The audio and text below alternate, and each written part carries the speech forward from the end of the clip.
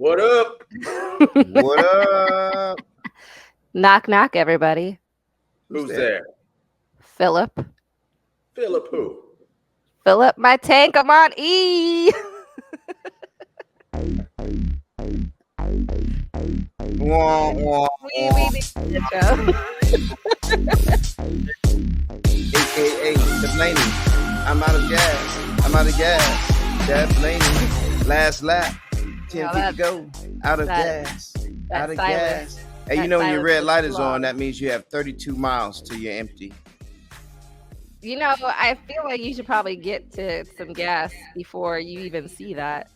Race cars don't have the red lights, though. No lights. No lights. Oh, well, you're right. Well, they have fake lights, little sticker lights. No. Ew. No, they don't even have that? Yeah, on the outside. On the outside. They have to use math. Brake lights. Fake brake lights. They got engineers for that. Formulas, math. Well, programs, inputs, weights. Well, I want to welcome everybody back to another episode of Night Shifters. I know we had some time off because, you know, we're not initially really scheduled to record at a set time or a set day every week because we all live these busy lives. But somehow all three of us have made it to the state of California. Yay! We love it. California. Yeah. Going back to Cali. Yeah, let's keep that in LA. Well, this is not. I mean, Cali. You got Europe where I know, but I'm in California. You're up there where they get. You're up there where they get hyphy. Oh, Oakland, Northern California. You mean Northern California is not the same as Southern California? No, I don't even know why it's the same state. What? Really? Please explain.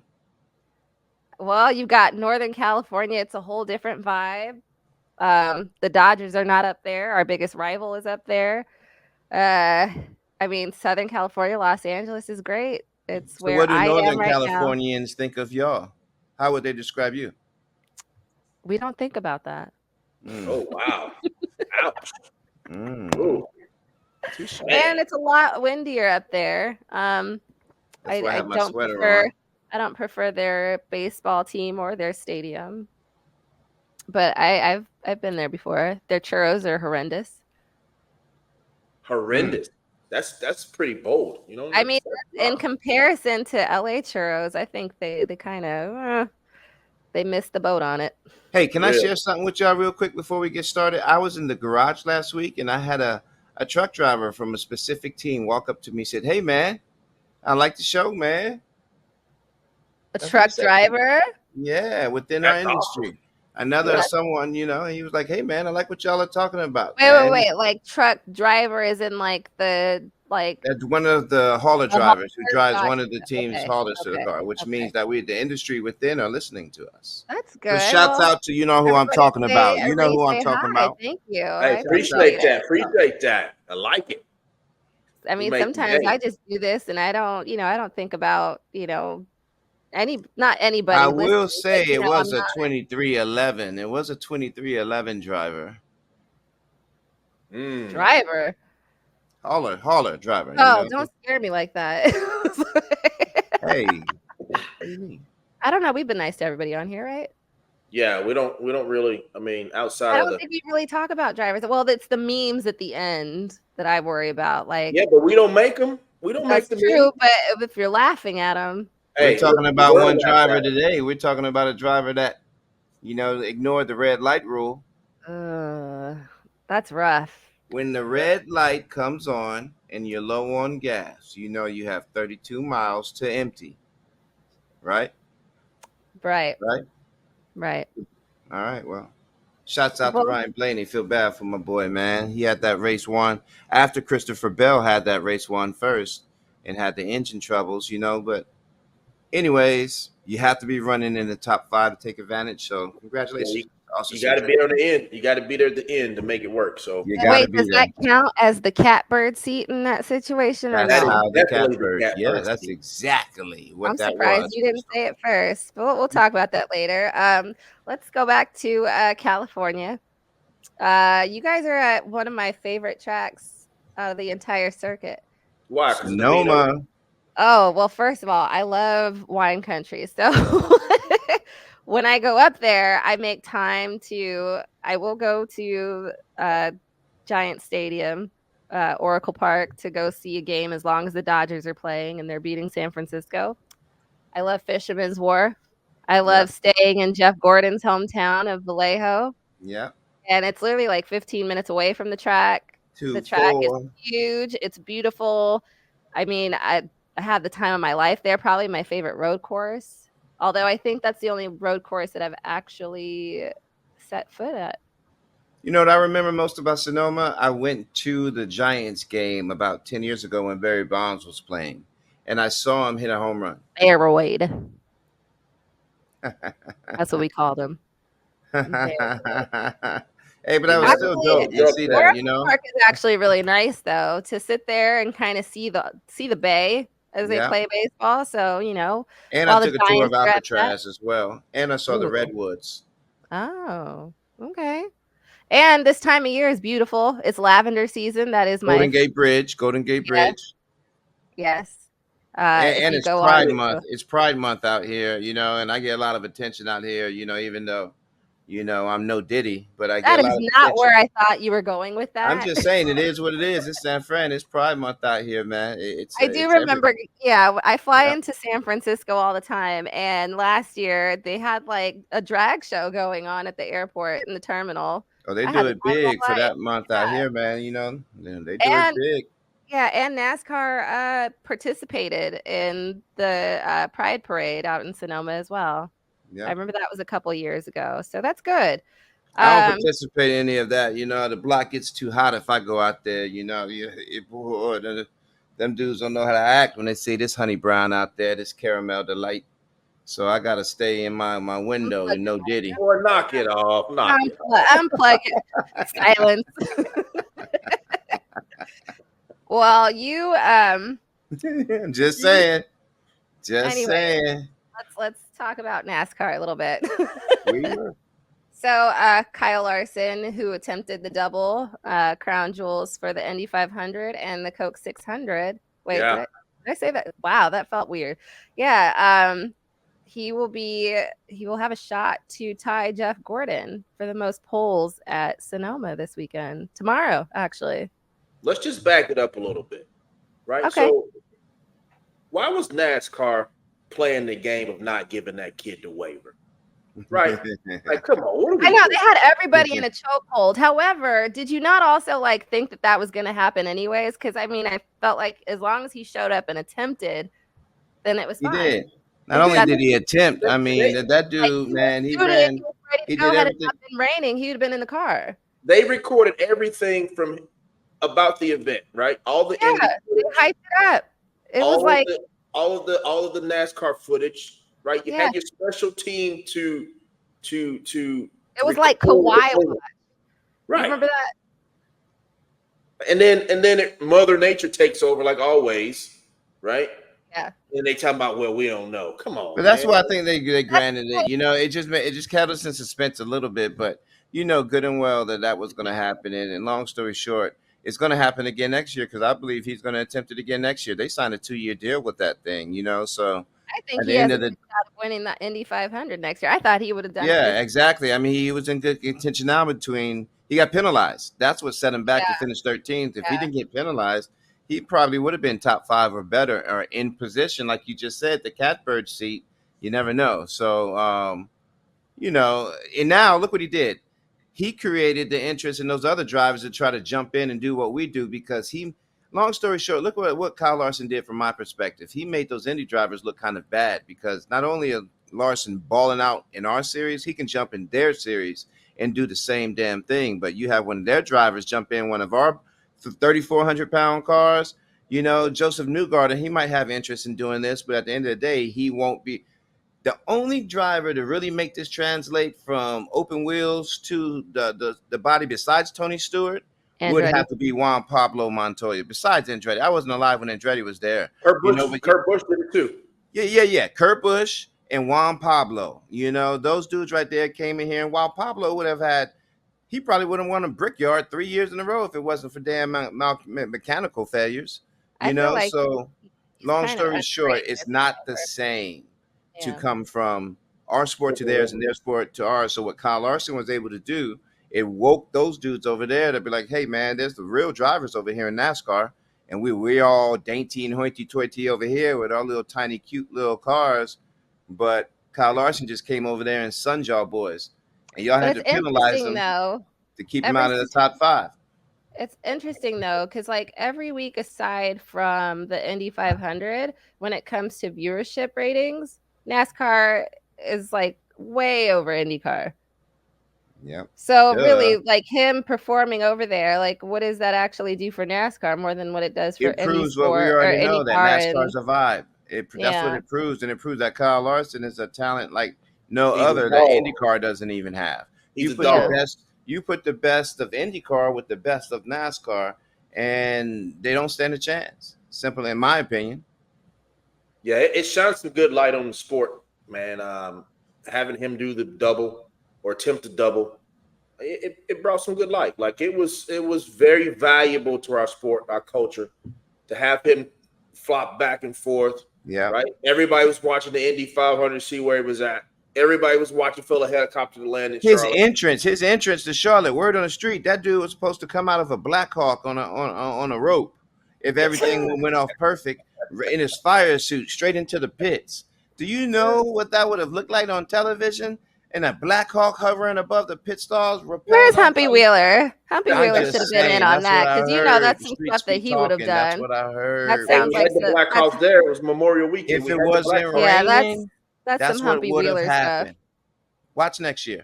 Like I say, calling it right now. Watch next year. You heard it right here on Night Shifters right now. If we're right, somebody give us $1 million, please. Ooh, $1 million. Be thinking about what you're gonna spend it on. $1 million might be too, not enough. It's 3 of us. I didn't. You know what? I wasn't thinking about you guys at all. Exactly. It's 3 of us. We need about 3 million. There's 4 of us. We forgot about Adam. Oh boy, Adam. Poor Adam gets left out all the time. You know what? He could have a little extra out of my cut for recording 30 minutes of last time and not actually recording it. Man, I would love to see Joseph Newgarden try that, man. Like I said, he ain't no Kyle Larson. I watched that IndyCar 100 Days, the Indy, and they have some personalities there. But long story short, they ain't NASCAR, my opinion. Well, I think it's good that we have somebody, in this generation too, that could be considered at the same level, if not a same level of greatness as somebody like Jeff Gordon. It's nice to see who's actually coming out of this, young group of guys and becoming like a big star in NASCAR.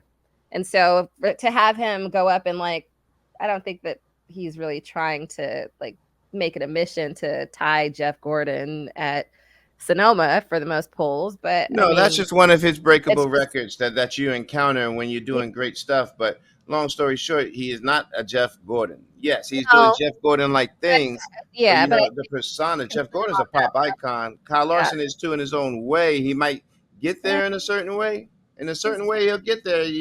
But Jeff, I don't know. He ain't a Jeff. He's doing Jeff-like things. But that's because I'm from California. He races for Jeff. Put it that way. I think Larson's going to take it over. Larson has got our sport by the horns right now. He's leading the way. He's doing all the right things, making all the right moves. He's bringing all the right light to what we need, right? We lost some great superstars in the Gordons, the Bushes, Stewarts, here's the thing, though. There's another driver, a veteran driver that's been around for quite some time that won last year at the track that also has the chance to tie Jeff Gordon for the most Cup Series wins at Sonoma. Ooh. Truex. Yep. Ooh. Mr. 1 foot in, 1 foot out. But I don't know how to feel about it now. Talk to me. Explain before I explain. Well, first of all, tell us how you feeling. First of all, I'm considering the fact that we've coined the term Truex, where you do so great and then just at the very last minute, it doesn't work out as planned. That's really all I was thinking. But you also have there you go. You also have some really good, talented road course drivers. So Chase Elliott is back. Yeah. Last year, I do remember, a lot of talk was about Tyler Reddick and how he was able to get around a road course and how people were pretty much like asking him about, his tips and tricks. He's on the edge. Yeah, and then I always feel like I also feel like Christopher Bell is always a threat at a road course too. He's trending, vibing. He would have won last week if he didn't have an engine malfunction or an engine failure. I think he had an exhaust valve. Turns out, yeah. So we found out exhaust valve. And then, hey, but here's what let's focus on the fact that he was leading that race or in contention to win when he had an engine malfunction and was still able to manage a top 10. I think he finished 7th when he thought his day was done. That's the stuff champions do. That's why he's been multiple final championship fours back to back, and he'll probably be in the championship for this year again. One of the most underrated drivers out there, underrated pit crews out there. Christopher Bell definitely trending upwards, and if you are a betting person, that's one you always need a bank on. That's going to bring you even. Hey, quick question. Good help from his teammates too, though, right? He was down. Might as well say, Truex too. They got Truex, and that was a veteran move that wasn't even needed to be called upon. Truex day was over. He was 3 laps down, had no shot at anything. There you go. Right there you go. Teammate stay in the top 10. But Justice, I don't think the TV did. I don't know. I didn't watch the broadcast if they did that at Justice, but watching that in person, no, they didn't. And watching how Martin Truex was slowing down, helping his teammate, pushing him around in the turns, but knowing where to do it, where it wasn't wrecking him. It was pretty dope, and I don't know if they called it on the radio, but they called it on TV pretty good. But that was dope. That was pretty cool to see, and that's the type of driving that's going to be successful at a place like Sonoma. Because if y'all don't mind, do y'all mind if I read my notes that I have on Sonoma? Well, after this, real quick. All right. I just want to bring up the fact that at Sonoma this year we have it's just been paved. So brand new. And with the new paving. That was in my notes. The new paving comes new tires. That's definitely in your notes, isn't it? 50 We're going to talk about that. We're going to talk about that. Practice because of the tires and because of the repave. Yes. About that. Yes. And we also have that notorious turn 11, a little hairpin turn. Doesn't have the tire barriers anymore. There is a wall. So you're gonna F your thing up when you run off that let's roll on with your notes. Go ahead. All right, boom. All right, well, here's what I have. Okay. After they replaced. Wait, do we want to keep the glasses on or? Oh, let me get a picture first. Because I was like, "There's no sun." I know it's always sunny in California. I was recording. It's a sad day. It's a sad week. It's a sad week for this episode. All right, here we go. Let's read off my feet on the ground notes of Sonoma as if I was going to do it live. So. After the repave at Sonoma, there will be no tire degradation, which means they will be super fast. These race cars will be super fast at Sonoma, and the tires will not wear. So this is not like anything that you've seen before. So it's going to fall into the crew chief's hands. The crew chiefs are really going to have to develop and they're going to have to believe in one strategy, okay? Because the fuel window is only 40 laps. You can do this race in 2 stops without giving up points, which means you can still race for the stages and not have to short pit, which means comes in prior and lose your track position. So they have I think a mandatory pit stop at pit stop 25. They'll pit there, run all stage 1 out. Stage 2, they'll let that go. Race for stage 2, and then they'll pit again at stage 3 with 40 to go. That's your only 2 pit stops. And if the team can pull that off and only pit twice, those are the teams that are the most likely able to win this race. This will be a lot different Sonoma than what we're used to racing at in the past. With that repave, you can push the limits and learn the track with the new surface and gain an advantage. So the drivers that are able to learn this the most in practice and adapt and set their car up to this track, those are the ones who have the best chance to win this. The reconfiguration at the test had some teams worried, and they wanted to prepare the drivers the best as possible for these modifications. That's why we're going to practice here at this track. This track could change a lot through this weekend. It's a brand new surface. It's all going to happen live, and you better be ready to navigate this track if you want to stand a chance at winning at Sonoma, which means Friday, Saturday, and Sunday. Practice is Saturday. We're Friday and Saturday. We're racing on Sunday. The temperature, the time of day, all of that is going to affect the track, and you have to be on top of that. And that's what's going to set these crew chiefs differently from others. So the pit crews, essentially, all they have to do is get the cars full of fuel, which means fuel is going to take longer than tires, so they won't be stressed out trying to do fast pit stops this race. Now, the teams that are running in the back of the pack, they will be on a different strategy and trying to flip, from the end of the pack to the front. And how they're going to do that, when stage 2 hits, they're all going to pit and get more fuel than everyone else who is planning to pit at stage 3 with 40 to go, which means their pit stop will be shorter. And that's where they're going to gain the track position. So if it all plays out that way, it should be pretty interesting to watch. Long story short, this is a new racetrack for all of these teams. The best team with the best strategy is the one that's going to win here. Yeah, it's gonna be exciting. The new pavement, and you're still gonna have your teams, Rocko, that run that thing backwards, right? Split up, running backwards. Absolutely, forgot about that. Yeah. So the guys wait, explain that. So what that means is they're gonna run the race strategy from reverse, right? So your guys that qualify good gonna be on the stage break scenario. The guys that don't qualify as good are gonna be trying to pit before the stage break so they can get that position that Rocko talked about, jumping from front to rear, right? Yep. So you're going to have two strategies playing out at the same time at this race. Okay.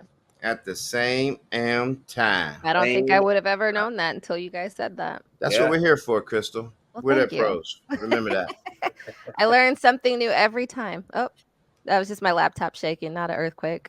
But Chris, but Chris, I don't know if I'm a fan of this, the whole road course. I'm starting to dislike road course more and more because it's almost becoming a vacation for the pit crews, but the fuelers and the engineers, the same reason why Blaney ran out of fuel, the engineer, I'm always going to factor in green, white checkers. Hold on, I'm calculating fuel mileage. So even though this is not like a big full-on pit crew track is what you're saying, this focus is still on the fuelers and the engineers like it was last week. Yes. Well, yes. Okay. And the only reason why is because this car, whenever you don't have tire degradation and these new paved tracks, that means these cars can go as fast as they want with their tires not wearing out. So that means the fast pit stops aren't a premium anymore. It's all about getting the car full, because the team that can get the car full on the least amount of stops without the tires wearing, idealistically, if everything goes right, they're the ones who are going to win the race. So that's just a new way of racing that this car has presented, in my opinion. And I feel like some teams are embracing it better than others. And that is the difference maker in races like this, when, there's not a very deep notebook on it. We haven't seen anything like this before. It's going to turn. Whenever you hear the term, this is a fuel mileage race, that's when this strategy is going to rear its head. That's when the drivers who can manage fuel the best, or, come up with the best strategy, have the best engineer plans, they're the ones that are going to be in position to win this race. Simple as that. Long story short, I'm not harping on it, but when they ran out of fuel at the end of the race, I was about to ask about that. When they ran out of fuel at the end of the race, Ryan Blaney, since you asked about that is the engineer should have had. First of all, is green white checker factored into that? Because if it was, no, it wouldn't have been green white checker factored in. Well, it should have been, yes, to a degree, but when that car came in for the last pit stop, right, and that gas man weighed the can before the stop, weighed the can after the stop, there was some math that wasn't mathing at the end of the day. Is it spillage? No, because it's all based off the weight, right? Okay, so wait, let's clear this up a little bit for whoever's watching or listening, because you have to keep in mind not everybody who is watching us has also watched the race on Sunday. We are talking about Worldwide Tech last week. It comes down to the end of the race. Your race leader, Ryan Blaney, runs out of fuel. How many laps was it to the finish? One. Was it really 1? Yeah. Why did I not? Oh, Last you know what lap. you know what I was thinking of Christopher Bell, because he had his engine Yeah, problems like about 20 to Yeah, go or so. he limped for 10 laps or so. Yeah, Okay, more than that, yeah. I think. I think it was longer than that. I was So impressed. yeah, on the last lap, Ryan Blaney runs out of gas. Adam, do we have the audio? Because I don't think Rocko or Chris has heard it yet. 1.2 coming to the white. How about a gas? Half back here. Clear, clear, clear. Go. 4.5 back. You're in the 99 again. Coming to the white. I can't believe we had a fucking gas, man. Hold your line here. 3 of them in a row coming. Inside 2, inside, then clear to the bottom. Always. Gotta roll. Damn, coming to the white flag. The line if you can. If you pit, you can do it on pit road or on the track. Roll across the line, whatever we do. Totally yeah, that was gonna fucking stick. Who do you get mad at? Is it the fueler? Because you just said, is it spillage? No, it's not the fueler. No, It's not the fueler. All right, explain, Chris, first. So the fueler, everybody, when the gas man gets his gas, he gets his 3 cans, he weighs the can. Each can will obviously weigh a little different because of the amount of fuel that's in that can. So they have a pre-fill weight, and then they take a post-fill weight, right? And based off of the weight of the can and the weight after the stop, there's a mathematical formula that each team uses that will calculate the laps that car will have based off the weight of the fuel going in. So from that perspective, right? And you calculate to the end of the race, a green, white checker, 2 white, you always hear the end of the race with 4 laps to the good, right? Well, they was not 4 laps to the good. But see, even before you got that, Chris, on the last pit stop, they should have been held a certain amount of time. They should have been held a certain amount of time based off of that calculation. So if the calculation was off, the fueler is fueling, and the jackman is not letting the car down until he is told by the crew chief, go, go, go, let it down, or he gets a signal from the fueler, unless they're going on tires. If they're going on tires, they're not waiting on fuel. They're just going when they see the rhythm and they hit 4. That's how you get those 9-second stops. Right. But prior to them coming in, they will say, hey, we're waiting on fuel. So when you know you're waiting on fuel, the crew chief is the one that tells you when to go. And it's either going to be on a second count, or it's going to be on when they see the fuel actually enter the vent tube. Which is the clear tube. And then the fueler will signal with a head nod. And then the jackman will release. But so I don't know the protocol that they have, but those are the different scenarios on how that is done. And that is based off of the initial calculation by the engineer that tells the crew chief to manage that situation. So I just think the equation must have been off to the point where if they didn't mention like, hey, man, you're short. Hey, man, you better play it cool. They thought they were good all the way to the end before even green. So they must have been well off is what I'm saying.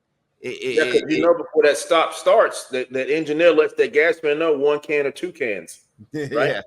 Yeah. So, I mean, it ain't the fueler fault. Put it that way. It's definitely all not. Right. Well, I'm glad that is out there in the wild. It's not the fueler's fault. Not the fueler. I feel like a good portion of the internet thought it was. Well, if I was a fueler too, I'm doing my own math. I'm doing my equation.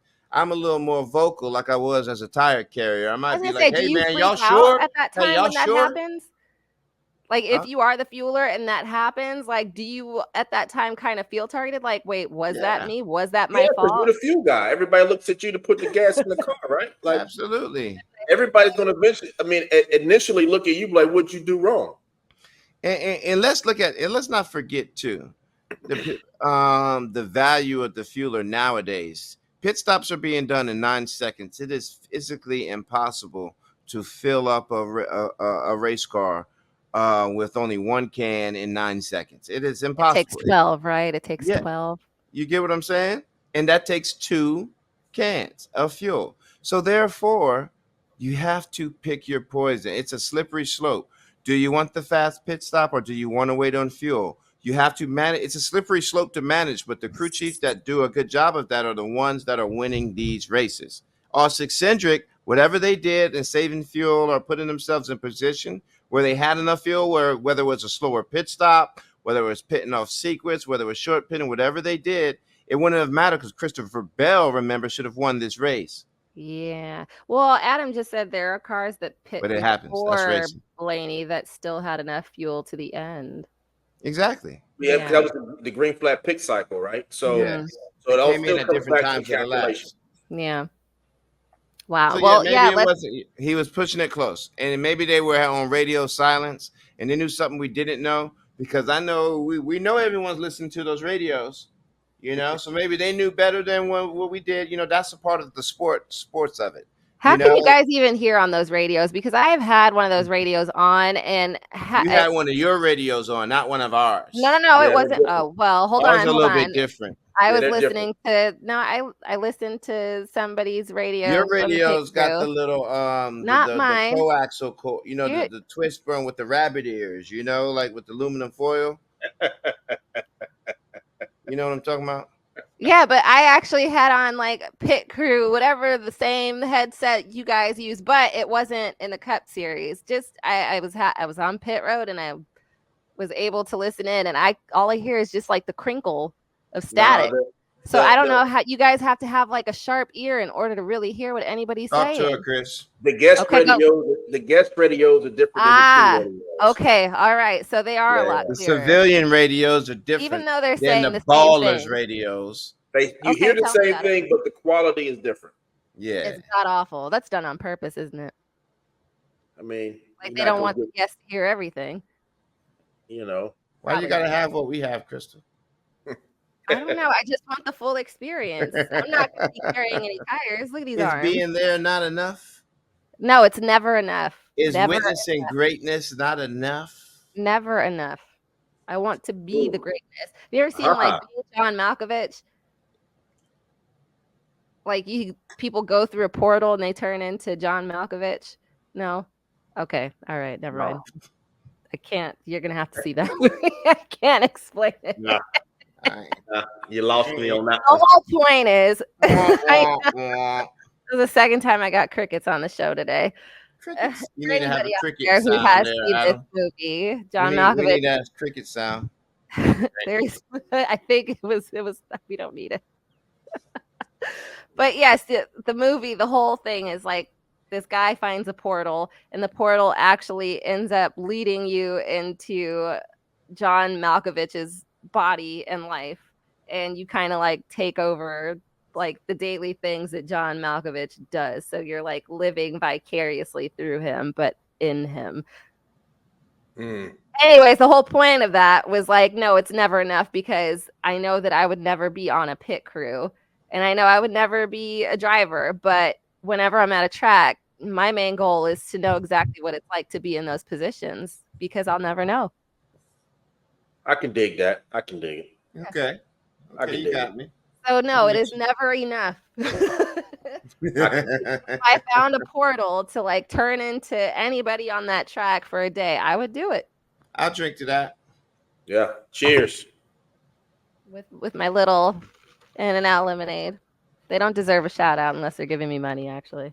I gave them money. 3x3, protein style, animal style. No, you know what I had today? I had a what is it called? A Flying Dutchman with the onions, grilled onions. What's the Flying Dutchman? Yeah, what's that? I don't know about the animal style. Well, it's on the secret menu, so maybe you're not meant to know.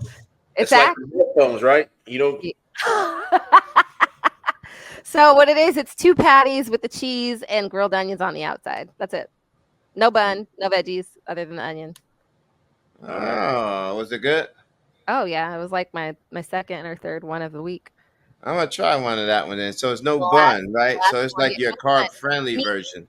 Meat, cheese, and onion. And if you order it just originally, like so you can get it animal style. You can get a Flying Dutchman animal style. Then why would you? Because if you get an animal style, you're getting it's pickles, right? Or is that just the grilled onion? No, because they're Whatever like it is. they're the rounded grilled onions. Dude, I mean, you could get I'm getting animal style talk Flying to Dutchman, somebody 3 in by and out. 3. Figure it out. 3 I by don't know if you can do 3. animal style. Hold on. I can do Have whatever you ever I done want. a 10 I'm a by 10? customer. No. Have you? No. Oh, there it goes. Oh, that's it. Oh, Yeah. I'm doing that, Yeah. yo. Except it doesn't come with the sauce. That's the animal style. That's definitely Yo, animal I'm style. doing that. I'm doing that 3 by 3 Do a 10 by 10. tomorrow. I challenge I'll take you. a picture of it. I challenge Put you. it on my IG. 10 by 10. It'll be on my story. You got to eat it all. Not a 10 by 10. 3 by 3, yeah. 3 by 3, I gotta watch my problem. cholesterol. Not a problem. Well, anyways, let's see. All right. So Christopher Bell, we were talking about him. He had his what was it? Valve something failure. His exhaust valve. Exhaust valve, bro. Yeah. Explain what that is, Chris. You ever seen one of those? Is that a small piece or a big piece? I don't even know. It looks kind of like a wine glass inside the engine, right? So it open and closes on the revolutions of the engine, right? So that's what obviously lets your exhaust out. So what causes that to fail? Just yeah, it could have been, God only knows what happened. It could have slapped, it could have tapped, it could have had an internal crack, right? Like, you know what I mean? So it could have been a million one different things that cause that exhaust valve to break. But you got to remember, those engines are under a lot of load. Yes, constantly. Right? Constantly. So they take a lot of abuse, a lot of pressure, a lot of, I mean, we're talking heavy duty stuff there, Wow. That was definitely one of the most unpredictable finishes that I could have probably I'm guessing if it was an intake valve, he might have left oil all over the track, like maybe. Because the intake valve intakes the oil for the motor, correct? Or what? The fluids? The intake valve. I need Nicole on here. She's the engine builder. Wait, hold on. I was about to say, I was like, Chris is the type of person that knows a lot, like a little bit, like, what is it? Master of no. Oh, he does. He's a master at everything, but a master at nothing. All trades, a master. No, I don't want to take it. I think he's good at everything, a master at nothing. All trades. Whatever they say. Yeah, what I mean? Sorry, Chris. Speaking of which, Chris, I think that's excellent that you're able to have that versatile or like multifaceted. Yeah, because skill set, especially within the garage. Yeah, right. That's how we make our money. In a good place because, as we heard, you might want to put your glasses back on, Rocko. Did announce, was it last week? Yeah, Tuesday. They dropped the bomb on us. You know what I mean? Yeah. They dropped the bomb. Gene Haas and Tony Stewart decided to part ways. And Stewart Haas, as we know it, will dissolve after Phoenix. So there will be no more Stewart Haas once we get back from Phoenix Raceway. So after the championship, it's it. It's over. The doors will be closed. So how are you preparing? Yeah, listen, it's an opportunity. It's an opportunity, right? It's an opportunity. You got to put your cards on the table. You got to figure out your next move. My mother always told me one door has to close for another one to open, right? So, and also I said this for many, many years, and I tell all the young boys this too that come in. We make a good living off another man's hobby, right? So you got to think about it like, it's a business. And, we got to move on. We got to keep digging. It sucks, though. I'm going to miss the people. Yeah. Does it help at all that, these charters are going to be bought up by other teams that are already in the garage? Or no, it helps. It helps because those charters being bought mean they need people to fill and work those cars, right? Okay. So it helps. It goes hand in hand. But at the same time, we had 300 employees, right? Stewart Haas. 300 employees can't be filled on 3 charters. You know what I mean? So there's going to be casualties. Casualties. It's not going to be the same. Right. You know, but the good thing is, and how you have to look at this, is that one closed door, like you said, is another, opens up another. And the energy that, Front Row is going to bring, and all these other teams that are bringing, that are absorbing these charters, you have to see the potential there. And the ones that get it are the ones that are going to be taken up. The ones that don't, I hate to say it, but this is a business, like you said. It is a survival of the fittest, like anything else, So it's just a matter of resetting is the best way to explain that.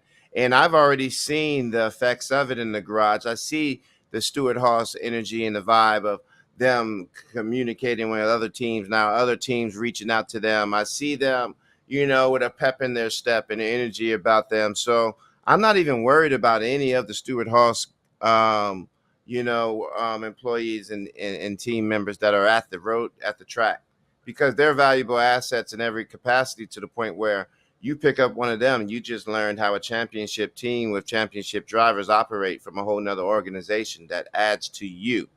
You get what I'm saying? You got to think. We got 69 wins, 2 championships, 6 crown jewels, right? So the winning culture, the culture was built in that shop, right? So the people that's been there, you got people that's been there, 22 years, right? So you got, when you take those individuals out, they take that culture with them, that winning mentality, that be the best mentality, because they know what it's like to be on top, Yep. You hear me? To something that I think it was you, Rocko, that you were talking about, how all the newer teams that we have now are not named after the drivers like they used to. Yeah, so we no longer have like GMS. Now we're losing another one with Stewart. Right. Like all these legends. And what's it being replaced by?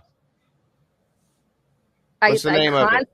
Oh, wait, Front what? Row. Oh, Front Row. Yeah. Well, not named after. I know it's older team, but how ironic that it's not named after somebody. Front Row was allegedly leasing the building.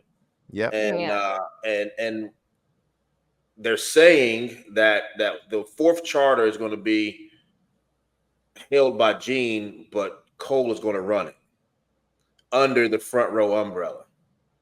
Right. Okay. So Front Row's already established, right? They got a Daytona 500 win. See, so that's Front Row.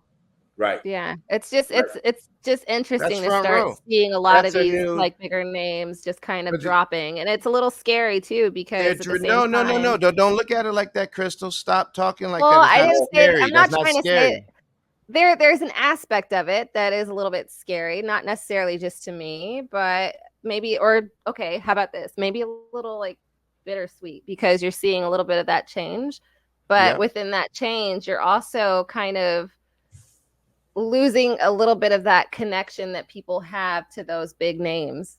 Yeah, but those big names are retiring, those big names are losing the connection to us. They're doing their life. Look what Tony Stewart has done for this sport all of his life as a single man, business owner, entrepreneur, and how he made this sport great, all the wins and the championships. And now he's found love. This man has found a whole nother sport, created a whole nother team, is want to create a whole nother life and family, which he never could do prior. He's allowed that opportunity for everything that he gets to this sport. I look at it that way. I don't look at it as a bad thing as he's leaving us. He is afforded opportunity to finally live the way he wants to live, and the void is being filled by a young, hungry team that wants to be great too. So that's not a bad thing. That is how life is. I didn't want to see it as entirely bad. There was just a quote that I read a couple weeks ago, and it was by Humpy Wheeler. And at the time, he was talking about DEI, and it was just a matter of like, the further that you get away from a certain legacy, the more distant people feel from it. So that's all it is. It's not like, oh my gosh, I'm devastated because Tony's leaving. Some legacies need a little distance, Crystal. That's not up to me. But but me being a part of it, I feel entitled by that, because I've been a part of this and I don't mind the change. I don't mind either. I love it. I'm for all of that. No, I know you are. I'm not saying you're not. Acknowledge it. That's all. You have to. I'm just talking like Big Unk to you. I'm just talking like Big Unk. That's all.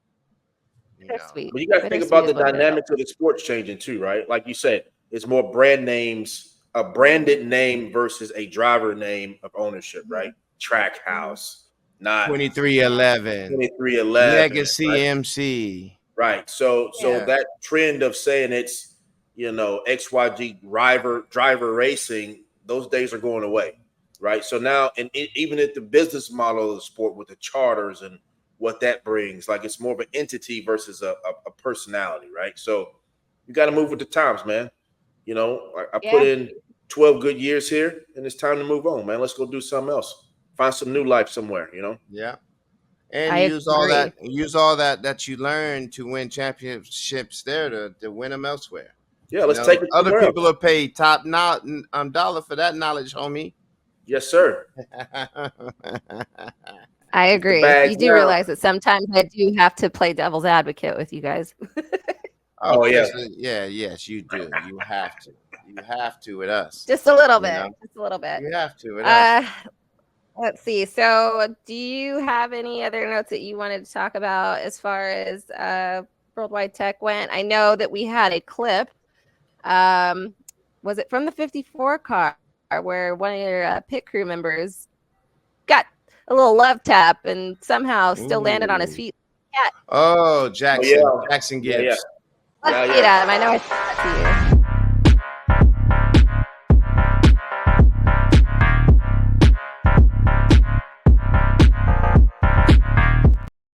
Okay, we didn't hear anything. Car didn't even touch him. Car didn't even touch him. It looked like it did. It looked like, and I was so during this time, I was listening to the radio, the MRN radio broadcast, because I was going to go shop for some cacti. And I was driving, I was like, oh, who got hit? Like sometimes it's more entertaining to actually listen to the radio broadcast than it is to watch TV. Those guys are really good sometimes I get a better picture of what's actually happening without actually looking at the TV, because then you'll hear some stuff on TV where somebody's reacting to something that you don't even get to see on the broadcast. But if you can imagine it in your head and you hear what's going on, those two tire stops are hairy. I really thought somebody got hit. That was a 2-tire stop, and Gotcha. Those stops are always like that because you're going on 2 tires and it's supposed to be fast, right?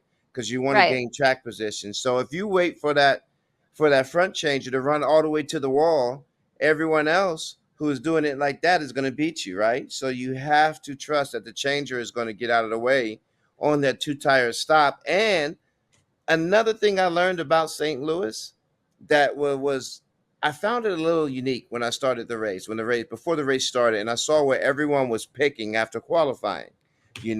Normally the pole winner picks the first box. Yes, you'll have that, and then you'll have the second, third, fourth. They'll pick the openings away from each other because they don't want to race near each other. What was surprising to me at this race, Michael McDowell won the pole, picked the first box. You had Denny Hamlin in the second box, Kyle Busch in the third box. You had Austin Cindric, the race winner, in the fifth box. Kyle Larson in the sixth box. I mean, you had all of these top 10 qualifiers, within the top 8 qualifiers, all within the top 5 boxes for that simple reason right there that you saw in the video. 2-tire stops were going to be premium. This is the shortest, the narrowest pit road we go to. I think it's measured right around 22 feet. To give you perspective, Charlotte the week prior was 33 feet wide. And that's up to 25. They gave him 3 more feet. They opened it up to 25 feet. 25 feet. That's how narrow it is. So all the teams are, whenever they're going to race at St. Louis now, the trend now is we don't care about where we pit as long as it's towards the front, because everybody's going to be two tires, track position on pit stops, not worrying about fuel too much because the tires don't wear out there as much. So that's a new trend that I learned that developed from St. Louis. We've raced there twice now, or is this our third time? That is the trend to look for when you qualify. When you qualify in the top 5, you're going to pick in the top 5. You're going to pick those pit stalls toward the front so you don't get bottled in to the little bottleneck at the end of the most narrowest pit road on our circuit. Yeah, they had some battles. They had some banging. Yep. Well, that was interesting. There was also another clip from the pit crew, but this was the Xfinity series. Which was in Portland. Yeah, Adam. It's a meme clip. It's not. Is it the meme? I don't know if I want to count it as the meme, but let's take a look. Let's take a look at it. This will not. Yeah, but this will not count as our meme competition at the end. Stage 2 on a road course at one in the Xfinity Series. Problems for the 2 of Jesse Love. Oh, I love the passion. I didn't see that part. I didn't see that part at the end. I was just when you body splash. You body splash the hood. Why are they body splashing the hood, Chris? Yeah, why was that necessary? Because you'll never get that crease out of the cow area with a hammer. It'll take you 4 days to get that crease out. So he used his body to flatten that section back out so they can get some damage repair, get that car back on the racetrack. Hell of a job. Have you ever done that? I saw a mechanic well-versed in crash repair. This dude has been a part of some wrecks in his time, and he knew that grabbing that hammer was going to take about 1 or 2 laps on a 1.3 mile short track. This wasn't Daytona where you had time on crash repair, and they on the clock. So the best way to do it was what he did, the big body splash. Full body. I understand why he did it.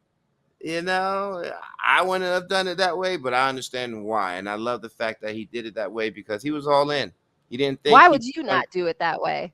Well, you know, for the simple fact there might have been something sharp on that thing that could have cut me or something. You know, I'm thinking about that. You know, I'm a little bit, you know, I get nervous with stuff like that. You know, I'm just all about speed and putting the tire on the best in the world, like no one ever seen in their life in the world before. But when it comes to the mechanics, you know, I didn't really love mechanics. I just love being the best tire carrier in the world, putting on tires the best in the world, like no one ever seen before. You understand? You know, I really want to get Jeff Gordon on here to say that. I want to hear the words come out of his mouth. He's gonna say, "Hey, yeah, that's my favorite tire carrier." I want him to say it here. I want the proof. I want receipts. Dion Rocko Williams, my favorite tire carrier. I'm gonna find him and I'm gonna ask him. I'm Martin's favorite tire carrier too. I want them both to answer that. And Kyle Petty. Otherwise, it's gonna be and who? And who? Kyle Petty's. Okay. Whose favorite tire carrier are you, Chris? Who you think would? Oh, I already know who you're gonna say. Who? Brendan Gaughan? Yep. That's my guy. I did. Yeah, that's my guy. Yep. BG all day. He'll definitely co-sign that one. Yeah, he would. All right. Well, I think that wraps up everything. So the only thing we have left are the memes because that is what I spend a lot of time doing. The memes. I doom scroll and I cannot wait. Hercules. Although I think I left one out and it's fine. But the one that I left out was so Ricky Stenhouse Jr. waiting at Kyle Busch's trailer, except they superimpose Kyle Larson and then Kyle Busch waiting at the trailer. And I wish I had picked that. I forgot to save that. But Adam, let's let them roll and we'll figure out which one's the best this week.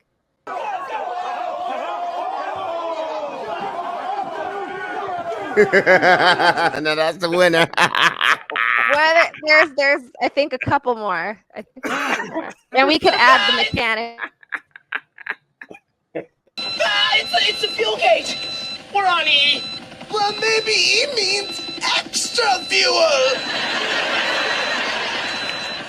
Tell me E means extra fuel. E means empty, dude. We're out of fuel. Wow. Oh, God. I never seen that one. That's a bad one.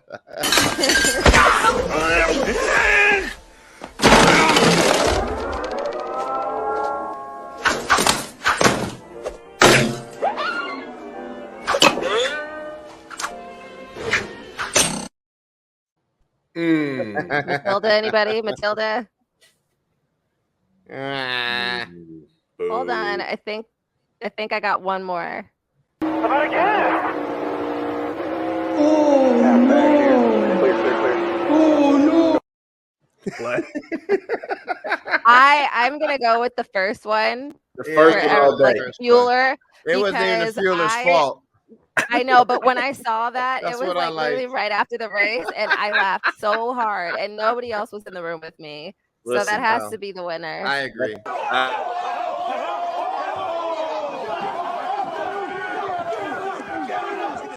And I mean, it's just a bunch of meatheads running into the locker room. Hey, you know when I felt that way? You know when I feel that way? When the tire catcher misses your tire on a pit stop, and you get a uncontrolled tire penalty. Oh, that thing's bouncing down pit road, and you're like, come on, man. And you get penalized because he didn't catch the tire. That's him.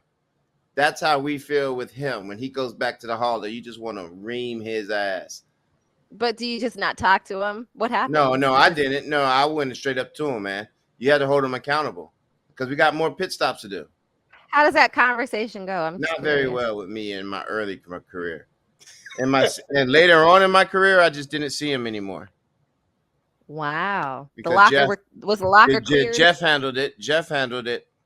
Wow. When he had to go to the tail end of the longest line because somebody got alligator arms.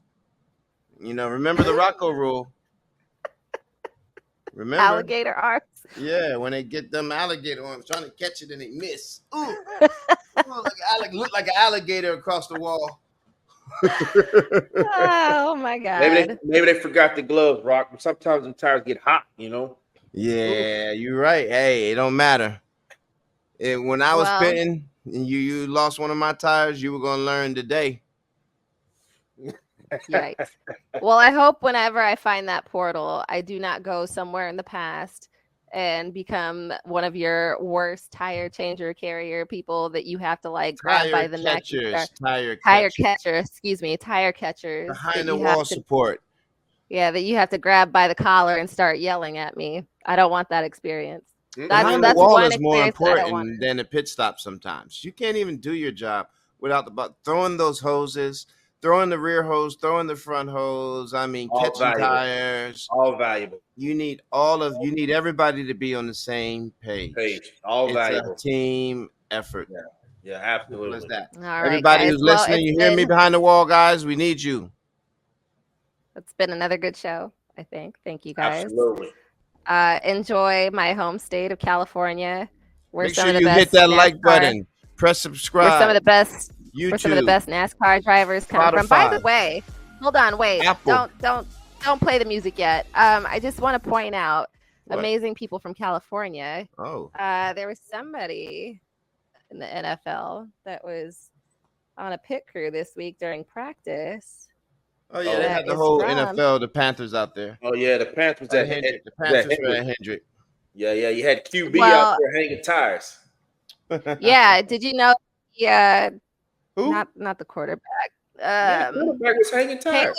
The quarterback was. Yeah, but he's from LA, but he's a little guy. Somebody else that's from Pasadena. I just saw that. Who was it? He must not be important. You don't even know who it was, Crystal. No. I'm just not thinking about it because Bryce Young. Thank you. Yes, Bryce He's Young. the Carolina Panthers quarterback. Why was that? Oh, you know what? I was watching something else and I saw Caleb Williams and I'm thinking I got the two mixed up. Sorry. Caleb Williams is and the Bears. Anyways, yes. By the way, he was raised where I am right now, Pasadena, California. Some of the best people come from California. Oh, Glad really? we could teach you his name. Glad we could teach you his name. Crickets. I pulled my earphones out. Pulled my earphones out at the sound of the cricket. So I don't need them again. Wherever you watch your podcasts, Night Shifters, baby. Enjoy Sonoma, guys. Thank you. Have a great week. We'll be back. Have a glass of wine for me, and I'll talk to you next week. Shout out to SHR. Where are you going?